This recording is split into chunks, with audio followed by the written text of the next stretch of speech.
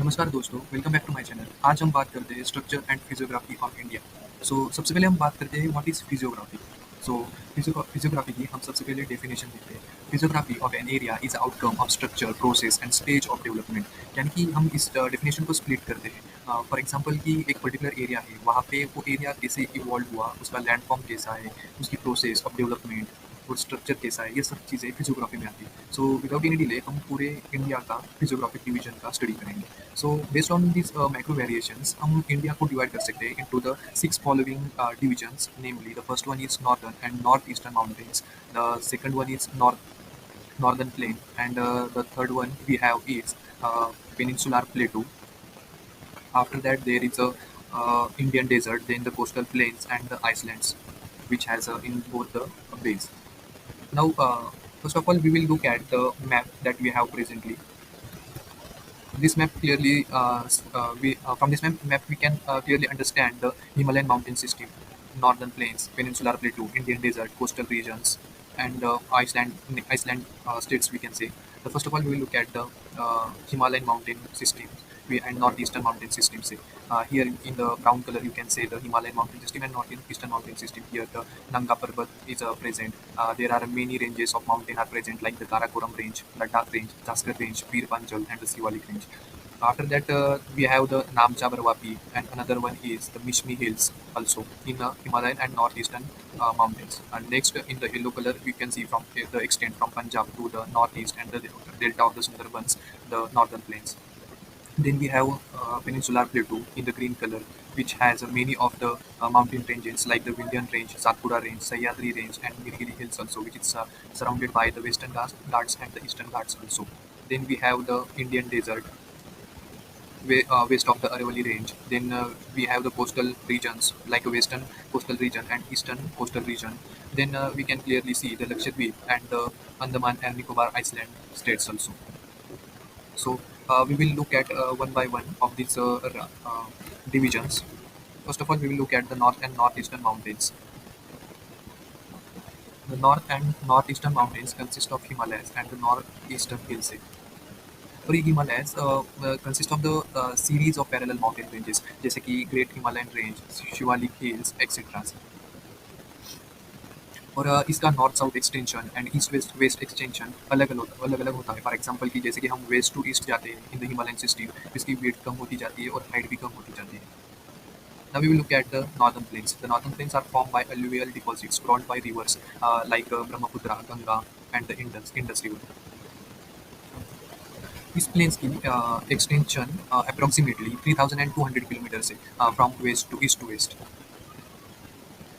अगर हम इस नॉर्दर्न प्लेन का नॉर्थ टू साउथ एक्सटेंशन देखें और इसको हम डिवाइड करें into the three major zones, तो ये एक Bhabar, Terai and the alluvial plains में डिवाइड होते हैं। The alluvial plains further divided into the Khadar and भांगर।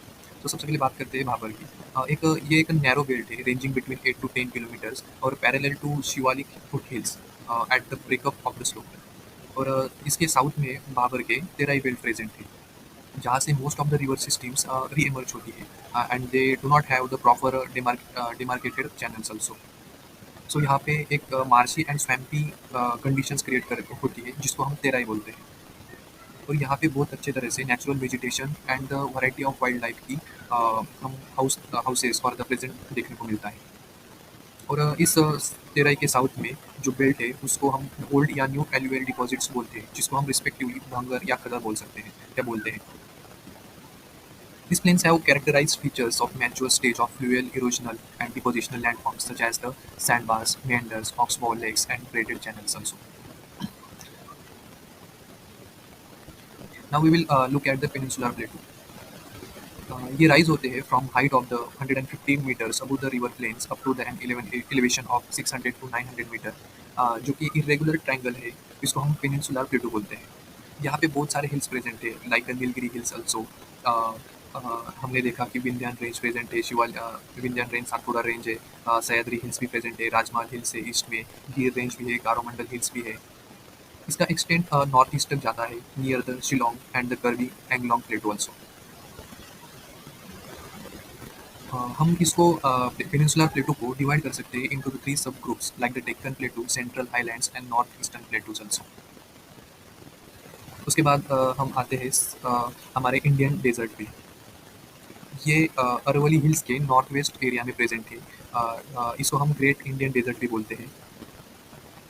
It is a land of undulating topography dotted with longitudinal dunes and burkens.